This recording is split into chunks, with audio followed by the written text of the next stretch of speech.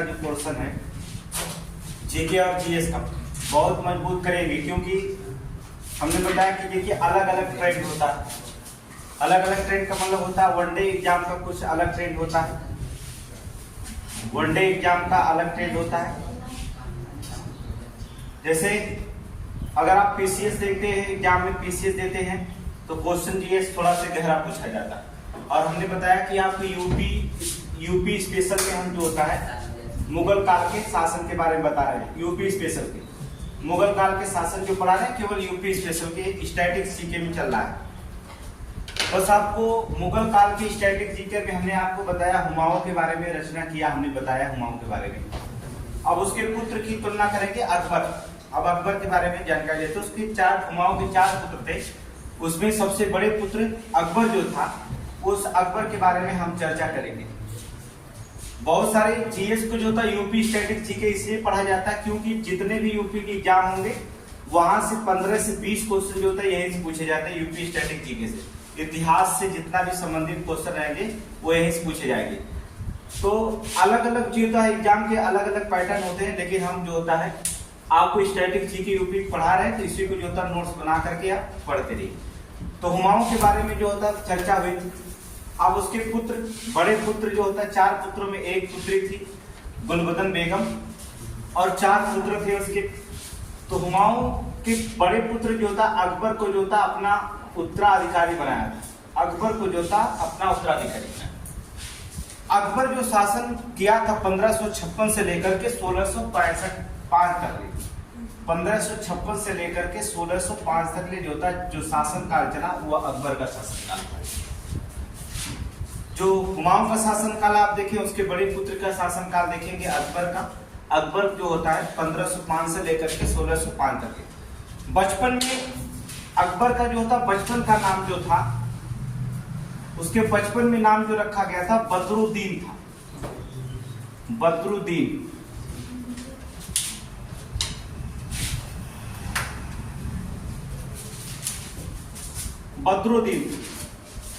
बचपन का नाम बदरुद्दीन था। तो वनडे एग्जाम में पूछा जाता बचपन का नाम था। फिर इसका नाम जो होता है अकबर का नाम रखा जो गया जलालुद्दीन मोहम्मद अकबर। जलालुद्दीन मोहम्मद अकबर इसका नाम था। अकबर का पूरा नाम था जलालुद्दीन मोहम्मद अकबर। अगर बचपन का नाम पूछा जाता है तो बचपन का नाम उसका नाम था बदरुद्दीन था। जो अकबर का जन्म हुआ था, इसके जन्म की अगर हम बात करेंगे तो 15 अक्टूबर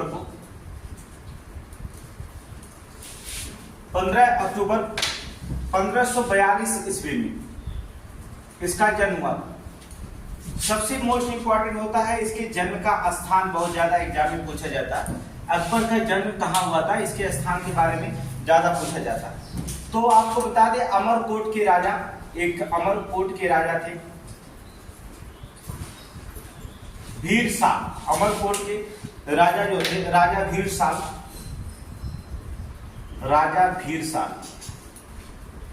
भीरसाल के महल में इसका जन्म हुआ था। अकबर का जन्म अगर पूछा जाता है अकबर का जन्म स्थान, ये क्वेश्चन बहुत पूछा जाता है कि अकबर का जन्म कहाँ हुआ था, बता दें कि अमरकोट के राजा भीरसाल जो था के महल में हुआ था।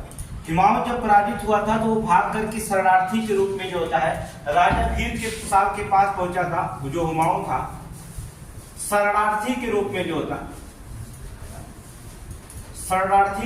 जो होता है राजा भीरसाल के पहुंचा था।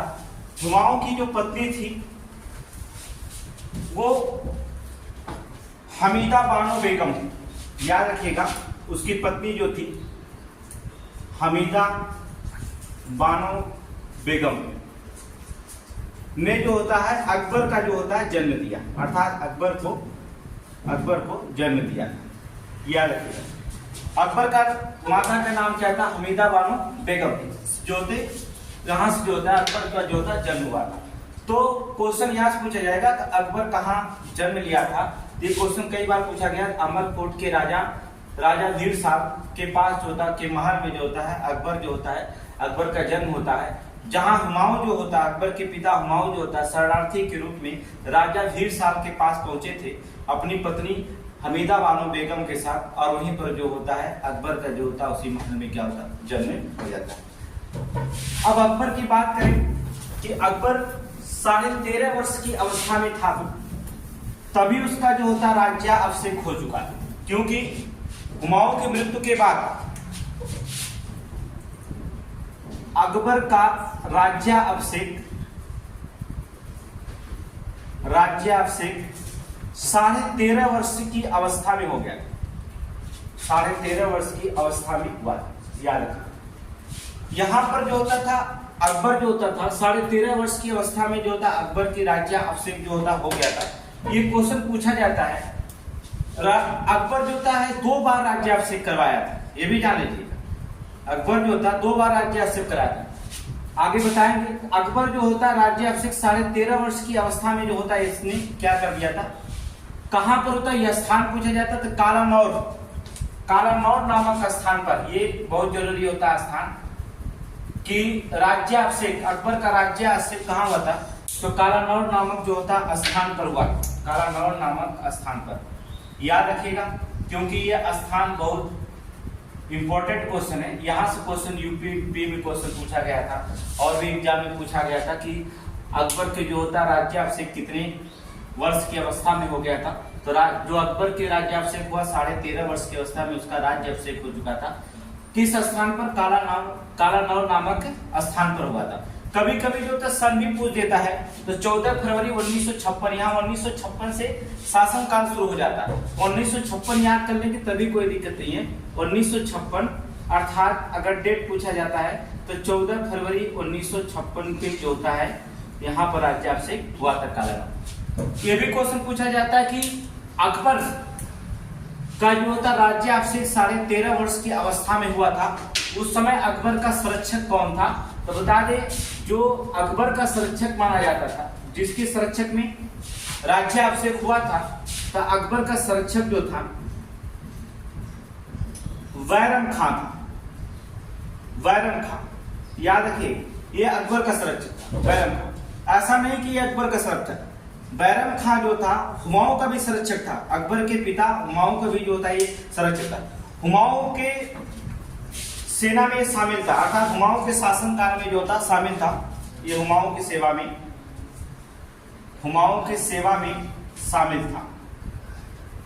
शामिल था। याद रखिएगा कि राज्याभिषेक बैरम खां के संरक्षक में अकबर का हुआ था कालानौर में। और जो होता है बैरम खां एक ऐसा व्यक्ति था जो उसके पिता अकबर के पिता हुमायूं के भी संरक्षक के रूप में कार्य किया था। और हुमायूं जो बैरम खां था वो पारसिया का निवासी था। याद रखिएगा कभी कभी पूछा जाएगा बैरम खां कहाँ का निवासी था, तो पारसिया का निवासी था। बैरम खां जो था पारसिया का निवासी था। पारसिया कभी कभी फारस नाम देखे होंगे। फारस का वर्तमान में नाम क्या रखा जाता है, फारस वर्तमान में क्या नाम है, ईरान को क्या कहा जाता था, फारस कहा जाता था, पता है। फारस की खाड़ियां उधर देखेंगे, ईरान को जो होता कहा जाता पारसिया का। जो हुमायूं था वो बैरम खां को जो होता था अपने दरबार में कभी बैरम खां नहीं कहता था। हुमायूं हमेशा जो होता है बैरम खां को एक सम्मानित नाम दिया जाता था। हुमायूं जो होता था बैरम खान को जो होता खान बाबा के नाम से पुकारता था, खान बाबा कहकर पुकारता था। याद रखिएगा खान बाबा कहकर पुकारता था। ये क्वेश्चन पूछा जाए कि बैरम खान को जो होता किसी जो होता खान बाबा कहा जाता था अकबर के शासनकाल में। तो अकबर के शासनकाल में जो होता है खान बाबा किसको दिया गया था, बैरम खान। हुमायूं के पिता जो थे, हुमायूं के पिता वो जो होता था बैरम खान को जो होता था बैरम खान ना कहकर जो होता उन्हें हमेशा खान बाबा के नाम से जो होता है पुकारते थे। तो खान बाबा की जो उपाधियां दी गई थी वो किसको दी गई थी, बैरम खान को जो होता दिया गया था। अब देखेंगे अकबर और बैरम खान की बात करते हैं। यहां पर जो होता है ये क्वेश्चन बहुत पूछा गया। कब शासनकाल शुरू हो गया अकबर का, यहां पर देखेंगे थोड़ी सी इतिहास में। अकबर अब तो देखेंगे 13.5 वर्ष की अवस्था में युद्ध लड़ा, अकबर ने पहला युद्ध लड़ा था अर्थात। लेकिन नेतृत्व कौन कर रहा था, आपको पता है कि नेतृत्व करने वाला कौन था, बैरम खां के नेतृत्व में।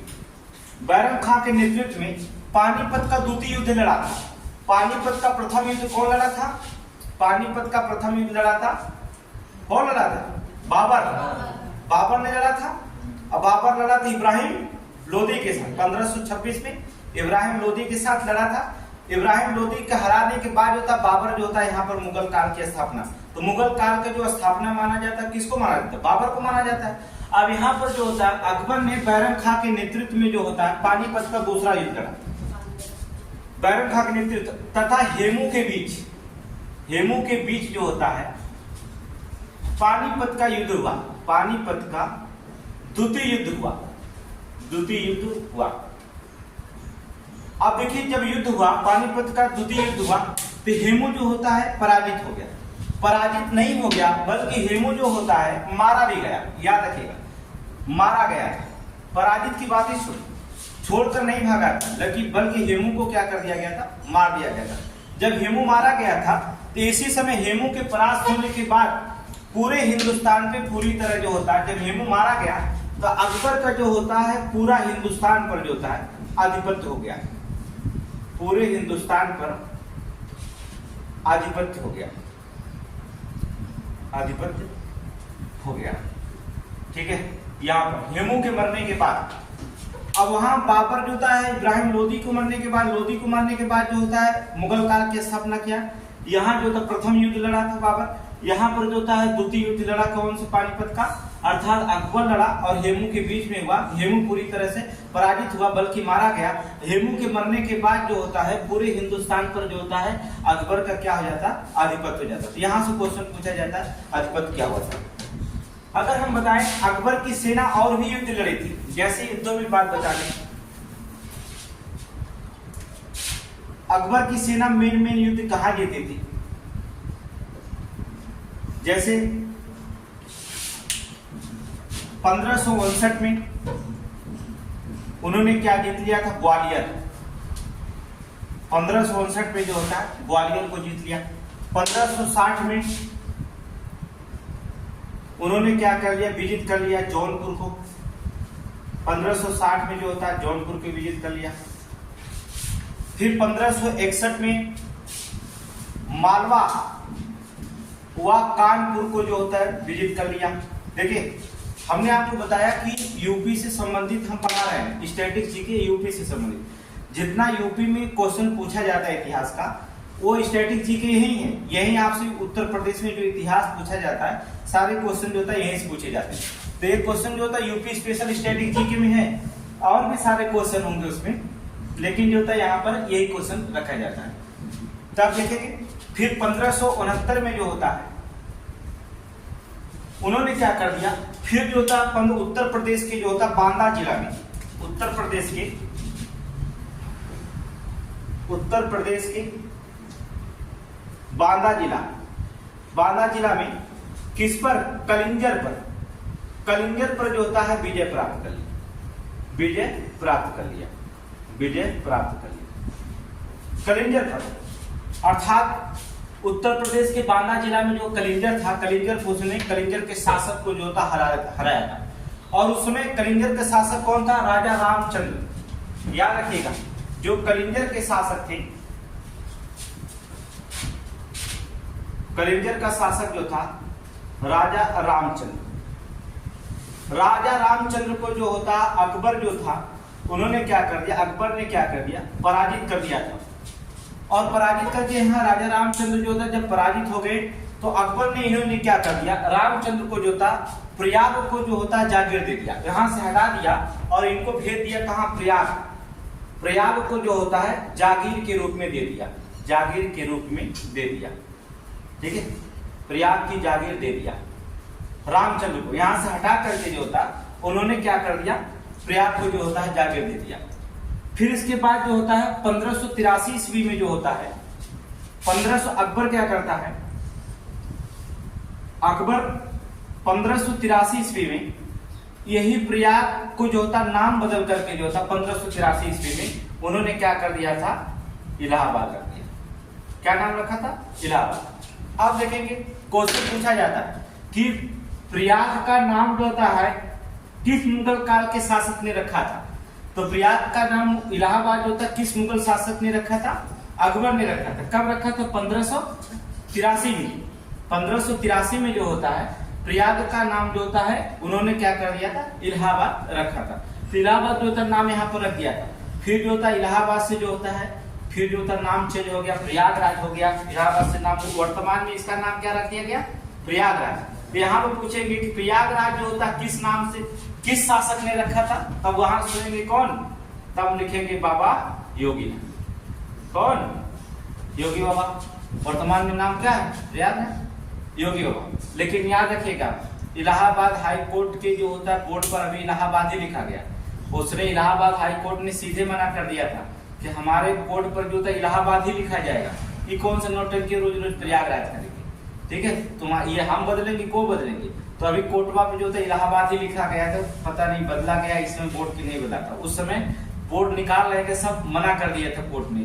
ठीक है, हाई कोर्ट ने क्या कर दिया था? मना कर।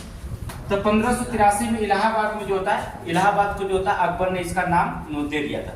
फिर इसके बाद जो होता है एक घटना जो होता घटती है कि जो अकबर का संरक्षक था और अकबर के पिता के संरक्षक था और युद्ध जीतने में सबसे ज्यादा नेतृत्व करता था, जिसका नाम था बैरम खां। बैरम खां जो था, एक बार की घटना है, बैरम खां जो होता है गुजरात को मक्का मदीना समझे, मक्का जाते समय क्या हुआ? बैरम खां जो होता मक्का जाते समय गुजरात की जो था वहां पर मक्का जाते समय जो होता गुजरात, जिसे पाटन कहा जाता था। पहले गुजरात को क्या कहा जाता था? पाटन। याद रखिएगा, अब गुजरात कहते पहले उसका नाम क्या था? पाटन। गुजरात में क्या कर दिया? मुबारक खां, ये क्वेश्चन बहुत बार पूछा गया है कि मुबारक खां मक्का जाते समय, बैरम खां मक्का जाते समय जो होता है मुबारक खां जो होता था इसकी जो होता हत्या कर दिया। ठीक है, बैरम खां की क्या थी? मुबारक खां ने हत्या कर दिया। अब ये क्वेश्चन पूछा जाता कि बैरम खां को किसने मारा था? तो बैरम खां को मारने वाला व्यक्ति जो था मुबारक खां था। ये लोअर पीसीएस सबऑर्डिनेट में जो होता है कम से कम देखेंगे 6 बार क्वेश्चन यहाँ पूछा जाएगा। अकबर से तो हर जगह क्वेश्चन पूछा जाता है, चाहे पीसीएस दे, चाहे लोअर दे, चाहे सबऑर्डिनेट दे, कोई दे। यहाँ से अकबर से जो होता है यूपी स्पेशल स्टेटिक जी के पुलिस से अकबर से क्वेश्चन पूछा जाता है। तो यहाँ पर जो होता था बैरम खां की हत्या कैसे हुई? तो मक्का जाते समय गुजरात उस समय पाटन के नाम से जाना जाता था। पाटन में जो होता मुबारक खां ने जो होता है बैरम खां की क्या कर दिया था? यहाँ पर हत्या कर दिया था। यहाँ बैरम खां जो होता मारा जाता। 1572 में जो होता है गुजरात की विजय करने के लिए था अकबर ने चला आगे। 1572 में उसने गुजरात पर धावा बोला और गुजरात विजय प्राप्त किया, गुजरात पर विजय प्राप्त कर दिया। जब बैरम खां मारा गया तो अकबर जो था 1572 में क्या किया? गुजरात पर जो होता विजय प्राप्त किया और विजय प्राप्त करके वहां से गुजरात से आप जाएंगे शेख सलीम चिश्ती, नाम सुने होंगे, के आदर में जो था विजय में शेख सलीम चिश्ती के आदर में जो होता है, इनके सम्मान में, अर्थात आदर मतलब इनके सम्मान में जो होता है वो जो होते आगरा से 36 किलोमीटर दूर। कितना? आगरा से 36 किलोमीटर पूर्व में जो होता एक शहर बसाया। वो शहर किस नाम से जाना जाता है वर्तमान में? फतेहपुर सीकरी। किस नाम से जाना जाता है? फतेहपुर सीकरी। फतेहपुर सीकरी शहर बसाया था, सीकरी शहर बसाया। यह क्वेश्चन यहां से पूछा गया था कि फतेहपुर सीकरी, अकबर ने फतेहपुर सीकरी जो होता किसके याद में जो होता शहर को बसाया था? अकबर ने। तो क्वेश्चन कभी कभी पूछ देता है कि फतेहपुर सीकरी जो होता है किसके याद में बसाया गया था? शेख सलीम चिश्ती के आदर में, अर्थात सम्मान में। आगरा से 36 किलोमीटर की पूर्व जाएंगे, वहीं पर जो था फतेहपुर सीकरी स्थापना कीजिए। तो फतेहपुर सीकरी किसकी याद में बनाया गया? शेख सलीम चिश्ती की याद में। तो यहाँ से क्वेश्चन कई बार पूछा गया था। ठीक है, 1572 में गुजरात विजय के बाद जो होता है ये शहर को बसाया गया था। इसके बाद देखेंगे निर्माण किया गया था और भी निर्माण किया था अकबर। ऐसा नहीं कि फतेहपुर सीकरी बताया, उन्होंने क्या किया था? आगरा में लाल किला मस्जिद बनवाया था। ये जो आगरा था, आगरा में जो होता है लाल किला मस्जिद भी अकबर ने बनवाया था। लाल किला मस्जिद याद रखेगा, लाल किला मस्जिद जो होता है आगरा में कौन बनाया था? अकबर ने बनाया था। और भी शासन किया था अकबर ने, क्या करते हैं इलाहाबाद और लाहौर में जो होता है किले का निर्माण कराया था। आप इलाहाबाद का किला, अकबर के किला आप जानते करते, मशहूर है, आप जाते हैं देखने के लिए। तो उन्होंने क्या कर दिया था, इलाहाबाद और लाहौर में जो होता है किले का निर्माण कराया था, किले का निर्माण कराया था। ठीक है, कहाँ का निर्माण कराया था, इलाहाबाद और लाहौर में किले का निर्माण कराया। आगरा में क्या कर दिया, आगरा में लाल किला मस्जिद का निर्माण कराया था। और जो होता शेख सलीम चिश्ती के जो होता है याद में जो होता है आगरा से 36 किलोमीटर दूर फतेहपुर सीकरी शहर को जो होता है क्या किया था, स्थापना किया था। अकबर के कार्य की बात करें कि अकबर के कार्य क्या क्या थे, यहाँ देखेंगे।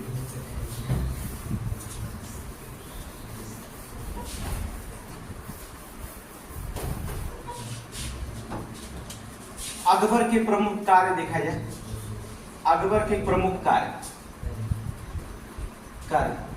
कुछ धर्म के मामले में कार्य देखते हैं कि अकबर का प्रमुख धर्म के मामले का 1500 जो होता 75 में इबादत खाने की स्थापना किया। 1575 में इबादत खाने की स्थापना। अच्छा, यहाँ पर अकबर क्या करता था, ये इबादत खाने की स्थापना क्यों किया था अकबर ने, बात यह जाती कि 1575 में इबादत खाने की स्थापना। देखिए इसमें क्या होता था, इसमें अनेक धर्मों के अलग अलग विद्वान होते थे और साहित्यिक भी होते थे, आध्यात्मिक गुरु होते थे। दो लोग इसमें रखे जाते थे जो अनेक धर्म के थे, अनेक धर्मों के जो थे विद्वान एवं धार्मिक आध्यात्मिक गुरु, ये आध्यात्मिक गुरु होते थे। इनसे जो होता था अकबर क्या करता था, सुनता था। कहने का मतलब होता अकबर क्या करता था, इनसे जो होता अपना विचार और विमर्श करता था कि क्या धर्म होता था। ठीक है, तो इन्हीं लोगों से जो था अकबर जो तो क्या करता, इबादत खाने की स्थापना इसलिए किया था। अलग अलग धर्मों के विद्वान रखता था और आध्यात्मिक गुरु रखता था और इन्हीं से अकबर जो क्या करता था, अकबर विचार विमर्श करता था, विचार और विमर्श करता था। और अकबर को ये समझ में आ गया, अकबर को ये समझता था अकबर कि धर्म जो होता भले अलग अलग है लेकिन जो होता ईश्वर जो होता है क्या है, एक। इन सभी विचारों से अकबर प्रभावित होकर उसने कहा कि जो होता धर्म अलग अलग है लेकिन जो होता सबका ईश्वर एक है, सबका ईश्वर जो होता है एक है। उन्होंने अकबर के मन में आया विचार, इसलिए इबादत खाने की स्थापना किया था 1875 में इलाहाबाद में। उन्होंने कहा कि धर्म में यहाँ पर अनेक विद्वान को बुलाया और आध्यात्मिक गुरु को बुलाया और उन्होंने क्या किया, विचार विमर्श किया। उन्होंने कहा कि जो विचार विमर्श करने के बाद अकबर को ये लगा कि सभी धर्म जो होते हैं भले अलग अलग हैं लेकिन ईश्वर जो होता है एक है। इसके बाद उसने क्या कर दिया, 1582 में जो होता है अकबर ने 1582 में उन्होंने एक नए धर्म की स्थापना किया। कुछ विद्वान ये मानते हैं कि धर्म अकबर जब नए धर्म का विचार किया था उसके अंदर जो होता अहंकार पैदा हो गया था। या कुछ सारे इतिहासकार अलग अलग बातें लिखते हैं, यहाँ पर वो बात नहीं है। तो 1582 में जो होता उन्होंने एक अलग धर्म अपनाया जिसका नाम रखा था दीन ए इलाही। दीन ए इलाही की स्थापना की। ये अकबर के द्वारा चलाया गया धर्म था। क्वेश्चन पूछा गया कि दीन ए इलाही किसके द्वारा धर्म चलाया गया था, किसके द्वारा, अकबर के द्वारा। दीन ए इलाही धर्म की जो होता स्थापना किया था किसने, अकबर ने। अब यहां सुनिए, दीन ए इलाही धर्म की स्थापना। इसमें क्या करता था, इसमें सभी लोग थे, इसमें दैवी एकेश्वरवाद को अपनाया। इन्होंने कहा था एक दैवी एकेश्वरवाद, एक दैवी एकेश्वरवाद, मतलब सभी का जो होता देवता एक ही है, चाहे हिंदू हो चाहे मुस्लिम। इन्होंने इसकी बात क्या दीन इलाही धर्म में बताया अकबर ने। देखिए एक दैवी एक ईश्वरवाद है, एक ही सबकी देवताओं जो होता एक ही ईश्वर है। ठीक है, अलग अलग जो होता ईश्वर नहीं रखे गए। और यह दीन इलाही धर्म चलाया अकबर जो था, जो इसको ज्वाइन करता था, जो अकबर का था, जो धर्म को अपनाता था, अकबर स्वयं जाकर के जो था स्वयं इस धर्म को जो होता शपथ देता है। कहने का मतलब अकबर जो होता है कब, प्रत्येक रविवार को, याद रखना एक टाइम बना होता था रविवार, रविवार के दिन जो होता है, जो धर्म को अपनाता था, अर्थात धर्म को जो होता है अपनाता था, अकबर हर रविवार को स्वयं जो होता उसकी सदस्यता क्या कराता था, दिलता था। कहने का मतलब वो तो स्वयं जो होता सदस्यता दिलाने का कार्य कौन करता था, अकबर करता था। कौन करता था, अकबर करता था। ठीक है, सदस्यता दिलाने का कार्य। यहाँ पर ध्यान रखिएगा इस चीज को याद है। अकबर कब सदस्य, कभी डेट पूछ दिया, दिन पूछ दिया कि किस दिन अकबर जो होता है नए सदस्यों को शपथ दिलाता था या सदस्यता दिलाता था, तो रविवार के दिन। याद रखना, रविवार के दिन जो होता था अकबर दिन इलाही धर्म को अपनाने वाले व्यक्ति को जो था स्वयं जो होता सदस्यता जाकर के क्या करता था, दिलाता था। अब याद रखिएगा, कभी कभी क्वेश्चन पूछा जाता कि दिन ए इलाही धर्म को अपनाने वाला प्रथम व्यक्ति कौन थे, तो दो व्यक्ति थे प्रथम व्यक्ति। पहला व्यक्ति जो था वो बीरबल था, बीरबल, और दूसरा जो था अबुल फजल, अबुल फजल। ये दो व्यक्ति थे, बीरबल और अबुल फजल जो थे। ये हिंदू प्रथम जो था बार जो था इन्होंने क्या किया, अपनाया। दीन इलाही धर्म को अपनाने वाले प्रथम दो व्यक्ति कौन थे, बीरबल और अबुल फजल थे। अब याद रखिएगा, बीरबल जो था माना जाता है कि ये हिंदू धर्म का था। बीरबल प्रथम हिंदू धर्म में अपना, प्रथम और अंतिम हिंदू था जिसने क्या किया था, दीन इलाही धर्म को क्या किया था, अपनाया था। इसके बाद कोई नहीं था, बीरबल ही सिर्फ दीन इलाही धर्म को अपनाया था। बीरबल के बाद कोई हिंदू धर्म जो होता, कोई भी हिंदू व्यक्ति जो होता दीन इलाही धर्म को अपनाना नहीं था, तो बीरबल ही था। ठीक है, तो अबुल फजल और बीरबल था। अन्य कार्य जो होता है अकबर ने क्या किया, बहुत सारे कार्य करवा दिया अकबर ने। उन्होंने अकबर के कार्य अगर देखा जाए इस कार्य में 1562 में जो होता उन्होंने पहला कार्य आपको किया था, दास प्रथा का अंत करवा दिया। याद रखना, दास प्रथा का अंत, दास प्रथा का अंत 1562 में उन्होंने दास प्रथा का अंत करा दिया था। फिर 1563 में भी जो होता उन्होंने कार्य किया, तीर्थ यात्रा जजिया कर समाप्त। 1562 में 63 में तीर्थ यात्रा कर समाप्त, तीर्थ यात्रा कर जो दिया जाता था उसे क्या कर दिया, अकबर ने समाप्त कर दिया। ठीक है, 1563 में तीर्थ यात्रा कर को जो था समाप्त कर दिया। 1564 में जो होता है काम किया था, जजिया कर समाप्त कर दिया था। 1564 में जजिया कर समाप्त कर दिया, याद रखिएगा। 1564 में जजिया कर समाप्त। ये क्वेश्चन यहाँ से बहुत पूछा जाएगा, या तो सबऑर्डिनेट देंगे या लोअर पीसीएस देंगे या मिलाने के लिए भी क्वेश्चन आएगा। तो 1562 में दास प्रथा का अंत अकबर ने किया था। 1563 में तीर्थ यात्रा कर को समाप्त किया था। 1564 में जो होता है जजिया कर को, जो तो मुस्लिमों पर लगाया जाता था, जो धर्म के नाम पे लगाया जाता था जजिया कर, उसे भी जो होता अकबर क्या कर दिया था, समाप्त कर दिया था। और जो होता है उन्होंने क्या कर दिया कि अकबर का प्रथम वजीर जो होता नियुक्त किया था, जिसमें अजमल खान नाम, उन्हें हो गया मुजफ्फर खान। ठीक है, अकबर का जो था प्रथम वजीर जो था, अकबर का प्रथम वजीर, वजीर का मतलब होता है वजीर आजम। वजीर आजम किसे कहा जाता है, प्रधानमंत्री को। सदर ए रियासत किसके कहा जाता है, राष्ट्रपति। समझ रहे, तो मुस्लिम भाषा में, इस्लामी धर्म में अर्थात कहा जाता है वजीर ए आजम। उर्दू भाषा में तो ये समझ जाइए क्या है, वजीर प्रधानमंत्री। सदर ए रियासत, इसका मतलब क्या होता है, राष्ट्रपति जो होता है। ठीक है, और वहां पर देखेंगे अगर यहाँ पर अकबर का प्रथम जो था वजीर जो था मुजफ्फर खां को नियुक्त किया गया था, मुजफ्फर खां। ठीक है, मुजफ्फर खां। और मुजफ्फर खां जो होता था वित्त मंत्री और दीवान दोनों का कार्य करता था। ठीक है, ये क्या करते थे, वित्त मंत्रालय देखता था, वित्त मंत्री, और दीवान का भी जो होता है कार्य देखता था। ये जो था अकबर के जो होते ये कार्य बहुत प्रमुख माने जाते थे।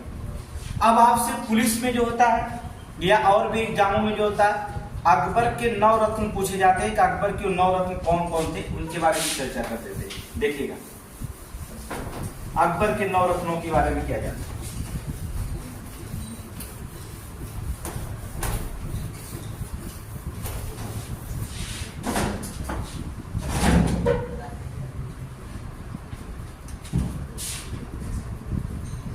अकबर के दरबार में 9 रत्न कौन कौन, ये बहुत इंपॉर्टेंट है। यहां से क्वेश्चन बहुत बार पूछा जाता है 9 रत्न। आपको बता दें यूपी से 2 व्यक्ति, याद रखना, उत्तर प्रदेश से 2 व्यक्ति। पहला व्यक्ति जो था, अब आपको बता दिया अभी अभी कि यूपी से 2 व्यक्ति थे। पहला व्यक्ति था बीरबल और दूसरा व्यक्ति जो था वो कौन था? टोडरमल। याद रखिएगा 2 व्यक्ति जो था यूपी से थे, पहला था बीरबल और दूसरा टोडरमल। याद रखना इन्हीं के जो होता है बीरबल का क्वेश्चन सबसे ज्यादा पूछा था। क्या पूछा जाता कि बीरबल जो होता है कहाँ जन्म हुआ था? तो बीरबल का जन्म कहाँ हुआ था? कालपी। ये क्वेश्चन पूछा जाएगा। कालपी कहाँ पड़ता है? जालौन जिला। याद रखना जालौन जनपद। कालपी में जो होता है जालौन जनपद में जो होता है एक ब्राह्मण परिवार में हुआ था। ब्राह्मण परिवार, ठीक है। एक क्वेश्चन आपसे पूछा जाएगा कि बीरबल का जन्म कहाँ हुआ था उत्तर प्रदेश में? तो कालपी में हुआ था। किस जनपद में हुआ था? जालौन जनपद। ये क्वेश्चन मोस्ट इंपोर्टेंट है कि जालौन जनपद में हुआ था। किस परिवार में हुआ था? एक ब्राह्मण परिवार में हुआ था। अकबर जो होता था, एक बात ये भी पूछा गया था, अकबर जो होता था, अकबर ने इसे क्या कह करके किसकी उपाधि दिया था? अकबर ने बीरबल को क्या कहते थे? कवि या कविराज। ये क्वेश्चन पूछा गया। कवि या कविराज को जो होता है उन्होंने क्या कर दिया था? बीरबल को क्या किया था? उपाधि दी थी। याद रखिएगा अकबर ने जो होता है बीरबल को जो होता है कवि या कविराज की क्या किया था? उपाधि दिया था। 9 रत्नों में से याद रखेंगे सबका अलग अलग उपाधि है। 3 उपाधियां आपको पूछा जाता है। अभी बता रहे कौन कौन सी उपाधियां सबसे मोस्ट। पहला है कवि या कविराज की जो उपाधियां दी गई थी, ठीक है। और हमने बताया था आपको दीन ए इलाही धर्म को जो होता है अपनाने वाला प्रथम और अंतिम हिंदू राजा कौन था? बीरबल। यही था जो अपनाया था। इसके बाद उसने क्या कर दिया था? टोडरमल का जन्म कहाँ हुआ था? ये जनपद पड़ता है जनपद लखनऊ। आप देखोगे लखनऊ जनपद में, ठीक है, सीतापुर। लखनऊ जनपद के सीतापुर, आप जानते हैं सीतापुर, देखे होंगे सीतापुर में एक क्षत्रिय परिवार में हुआ था। एक क्षत्रिय परिवार में हुआ था, ठीक है। लेकिन टोडरमल जो था भूमि सुधार के लिए जो होता था कई कार्य अच्छे किए थे। जो टोडरमल था अकबर के शासन काल में भूमि सुधार के लिए बहुत अच्छा कार्य के लिए जाना जाता है। टोडरमल को ही जो होता है अकबर के शासन काल में भूमि सुधार के कार्य के लिए अच्छी बात की। भूमि सुधार के कार्य अच्छा किया था, ठीक है। भूमि सुधार का टोडरमल को जो होता अकबर जो होता उपाधि दिया था। किसकी उपाधि दिया था? ये मतलब कोई इसे नाम कहकर बुलाया था, जैसे पीएम प्रधानमंत्री नियुक्त कर दिया था इसको। बाद में जो होता है इसको जो होता है वहां का वजीर आजम बना करके प्रधानमंत्री भेज दिया था। गुजरात में चला गया था, तो वहां की बात अलग चीज होगा। लेकिन जो होता है केवल इतना याद रखिएगा कि सीतापुर में लखनऊ, क्योंकि जन्म ही पूछा जाता तो ज्यादा पढ़ने से क्या दिक्कत। अगला जो था एक और व्यक्ति का नाम रखेंगे तानसेन। इनके बारे में क्या पढ़ोगे? तानसेन जानते हो ना? तानसेन का जन्म आपसे उत्तर प्रदेश पुलिस में क्वेश्चन में कई बार पूछ दिया गया। तानसेन का जन्म कहाँ हुआ था? कई बार क्वेश्चन पूछा गया। तानसेन कहाँ हुआ? ये कहाँ के रहने वाले थे? तानसेन ये मूलतः कहाँ के रहने वाले थे? ग्वालियर। ग्वालियर कहाँ पड़ता है? मध्य प्रदेश में, ठीक है। तानसेन जो होता है ग्वालियर के रहने वाला मध्य प्रदेश का व्यक्ति था। एमपी का जो होता व्यक्ति था, उन्होंने ग्वालियर में जन्म लिया था। तानसेन को जो होता है एक अकबर जो होता था एक उपाधि दी थी। ये भी क्वेश्चन याद रखिएगा। अकबर की उपाधि की याद रखिएगा। तानसेन को अकबर उपाधि दी थी। अकबर ने इसे क्या कहा था? कंठ भरण बाड़ी। याद है ना? ये क्वेश्चन पूछा जाता है। कंठ भरण बाड़ी की उपाधियां दी थी, याद रखिएगा तानसेन को। ये क्वेश्चन कई बार यहाँ कविराज की उपाधि बीरबल को, तानसेन को जो होता था मूलतः ग्वालियर का रहने वाला था। जो अकबर इसे जो होता कंठ भरण बाड़ी की उपाधि से क्या किया था? इसे सम्मानित किया था। तानसेन जो होता है याद रखिए, तानसेन का जो मकबरा बनाया गया ये भी ग्वालियर में। क्वेश्चन पूछा जाता है कि तानसेन का मकबरा कहाँ स्थित है? मकबरा कहाँ बनाया गया? तो ये भी क्या बनाया गया? ग्वालियर में। ये मोस्ट इंपॉर्टेंट है। कई बार क्वेश्चन को पूछा गया वनडे में कि जो होता तानसेन का मकबरा कहाँ बनाया गया? तो कहाँ बनाया गया? ग्वालियर में जो होता तानसेन की मकबरा। दूसरा व्यक्ति था मुल्ला दो प्याजा, यार नाम सुनेंगे, मुल्ला दो प्याजा। मुल्ला दो प्याजा कौन? अच्छा, मुल्ला दो प्याजा इन्हें क्यों कहा जाता है? मुल्ला दो प्याजा। अगला नवरत्न था मुल्ला दो प्याजा। इसे मुल्ला दो प्याजा क्यों कहा जाता था? क्या कारण था? क्योंकि ये प्याज से प्रेम करते थे। याद रखना, ये ज्यादा से ज्यादा क्या करते थे? प्याज पसंद करते थे, प्याज से प्रेम करते थे। याद रखिए, प्याज से प्रेम करते थे, तो इन्हें क्या कहा जाता था? मुल्ला दो प्याजा कहा जाता था। इसी कारण जो था मुल्ला दो प्याजा कहा गया था। एक व्यक्ति था, अगला जो था दरबार में हमाम हुमाम। हमाम हुमाम, इनका कार्य क्या था? ये राज दरबारी थे, अर्थात राज दरबारी आप जानते हैं ना, राज दरबारी जो बाहर के गेट की तरफ खड़ा होते थे, ठीक है ना, ये थे राज दरबारी। लेकिन याद रखिएगा, राज दरबारी होने के साथ साथ ये क्या करते थे? हमाम हुमाम राज दरबारी होने के साथ साथ जो था ये विद्यालय के अर्थात शाही विद्यालय के प्रमुख भी थे। हमाम शाही विद्यालय के प्रमुख थे, याद रखिएगा, शाही विद्यालय के प्रमुख भी थे, प्रमुख थे, ठीक है। हमाम हुमाम जो था राज दरबारी थे, अकबर के राज दरबारी थे। इसके साथ साथ वो क्या थे? शाही विद्यालय के इन्हें क्या बनाया गया था? प्रमुख बनाया गया था। तो क्वेश्चन पूछा जाएगा कि शाही विद्यालय का प्रमुख किसे बनाया गया था? तो हमाम और हुमाम ये क्या थे? प्रमुख रखे गए थे। अगले क्वेश्चन पे देखेंगे, एक और क्या, मुल्ला तो प्याजा, हमाम हुमाम, तानसेन और कौन था? अब्दुल उर रहमान अगला व्यक्ति था। अब इसके बारे में बहुत पूछा जाता, अब्दुल रहमान,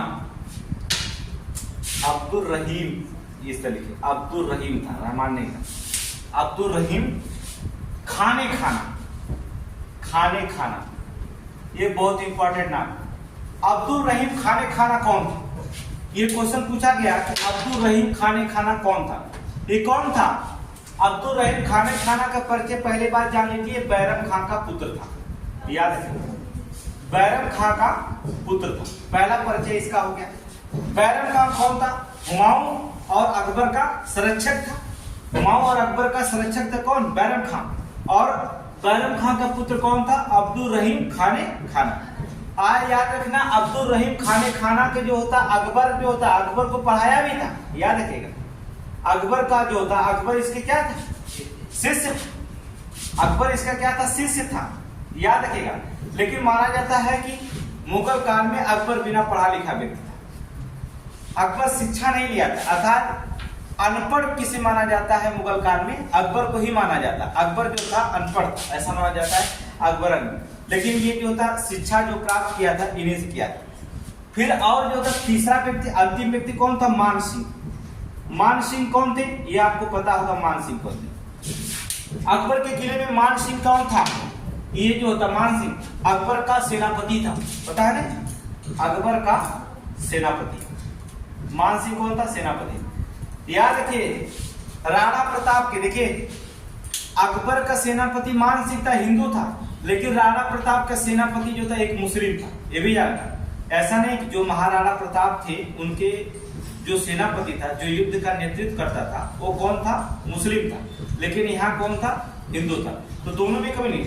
अगला क्वेश्चन जो होता है, एक व्यक्ति का और बता रहे, जो 9वां व्यक्ति था, 8वां व्यक्ति था, अबुल फजल। अबुल फजल को कौन नहीं जानता? इसकी कविताएं बहुत पूछी जाती है। अबुल फजल की रचना, अबुल फजल। अबुल फजल कौन था? इन्होंने जो होता है अकबर का शाही दरबारी कवि था, याद रखना, इतिहासकार था, अकबर का शाही इतिहासकार था, शाही इतिहासकार था, शाही इतिहासकार था, याद रखिए। अकबर का जो था शाही इतिहासकार था। और अकबर में जो होता इन्होंने क्या कर दिया था? अकबर नामा लिखा था, अकबर नामा लिखा था, ठीक है। ये अकबर नामा, और अकबर नामा का जो तीसरा भाग होता है, अकबर नामा लिखा था, और अकबर नामा का जो तीसरा भाग होता है, वो तीसरा भाग भी जो होता है अबुल फजल ने लिखा था। तीसरा भाग को क्या कहा जाता? आईने ए अकबरी। तो कभी कभी रचना दे दिया जाता है कि अकबरनामा किसने लिखा था? अबुल फजल। आईने अकबरी किसने लिखा था? अबुल फजल। अकबरनामा का जो था आईने अकबरी, अकबरनामा का चौथा भाग है, तीसरा भाग, 5 भाग में लिखा गया। ठीक है, अलग अलग भाग है, लेकिन सबसे जो सुप्रसिद्ध है वही आपको बता रहे हैं कि अकबरनामा का जो होता तीसरा भाग जो होता वो आईने अकबरी, ये किसने लिखा था? अबुल फजल ने लिखा। लेकिन याद रहे अबुल फजल बहुत अच्छा था। एक घटना घटी थी 1602 ईस्वी में। 1602 ईस्वी में अकबर का ही पुत्र था, याद रखना अकबर का पुत्र था। अकबर का पुत्र कौन था? अकबर का पुत्र कौन था? शहजादा, नाम सुने होंगे, शहजादा सलीम।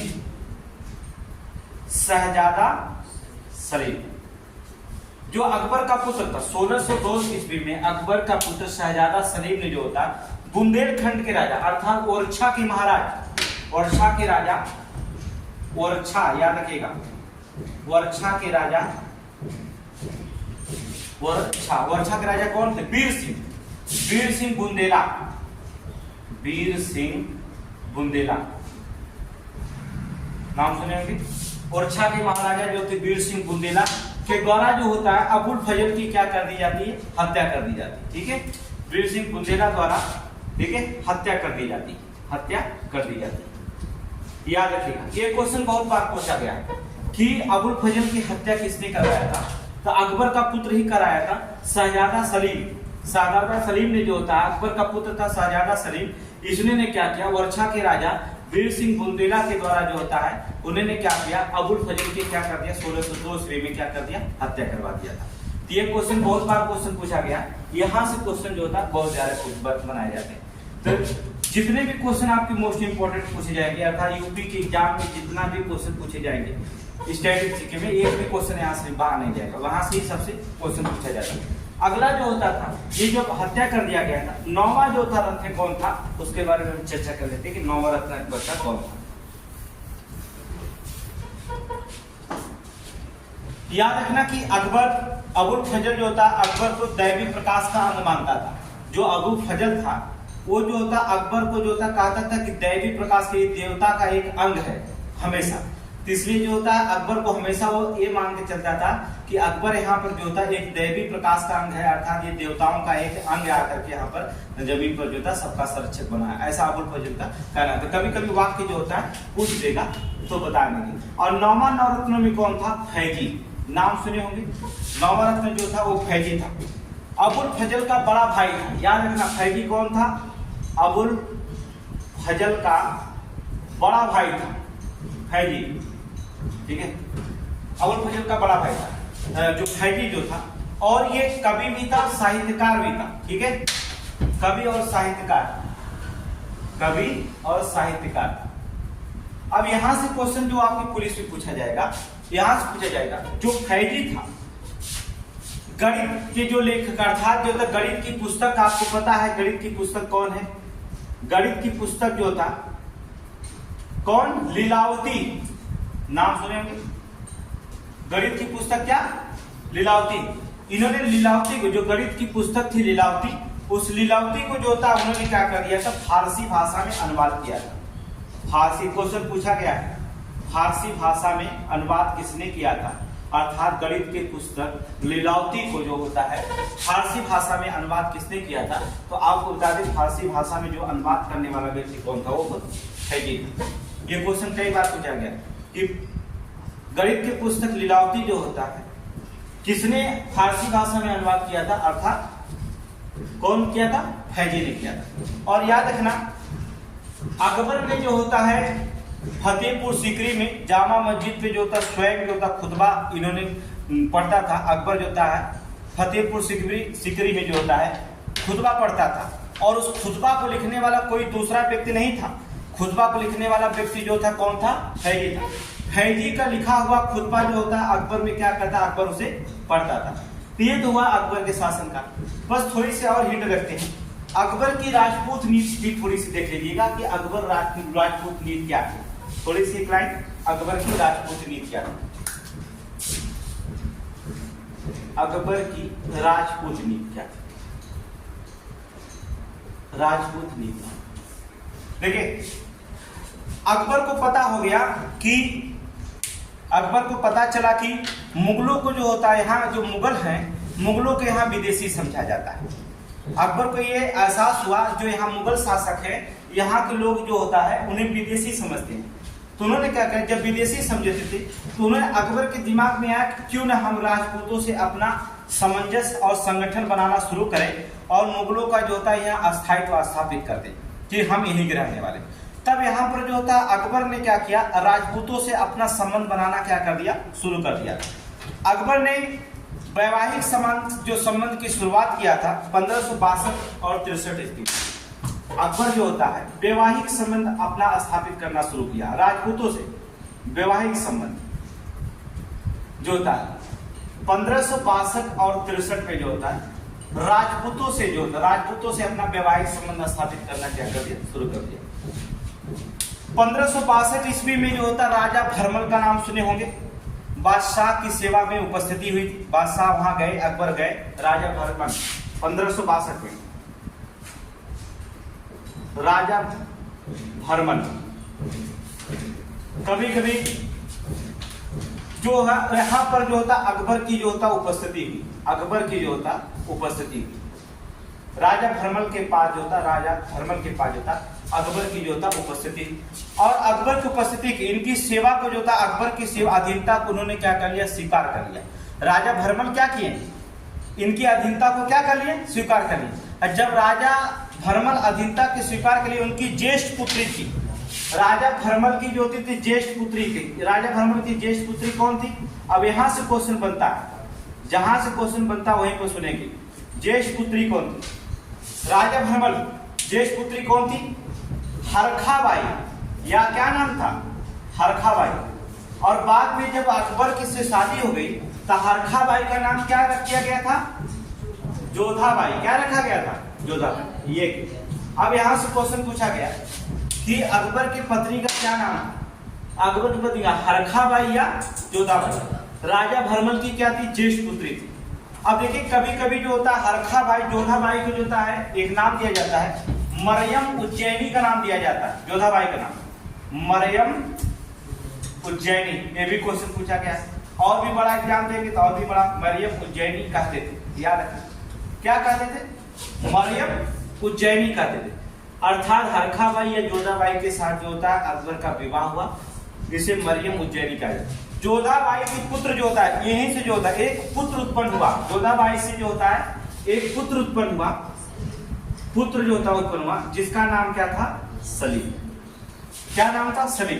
बाद में जो होता सलीम को जो होता है क्या शासन का, इसे कहा गया सलीम को जहांगीर। क्या नाम दिया गया, जहांगीर। अब जहांगीर नाम दिया गया था। अब यहीं पर जो होता है अकबर के शासन काल समाप्त होता है।